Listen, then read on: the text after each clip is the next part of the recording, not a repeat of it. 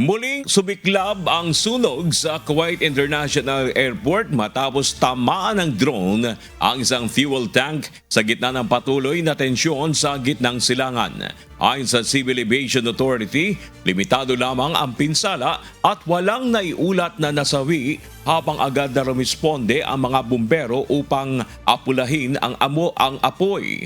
Inako ng Iran ang serye ng drone at missile attacks na target ang mga base militar ng US sa rehiyon, kabilang ang Kuwait, Bahrain at Jordan. Dahil sa patuloy na kaguluhan, naapektuhan ang operasyon ng paliparan kung saan ilang airline company na ang nagbawas o pansamantalang nagsuspende ng kanilang biyahe.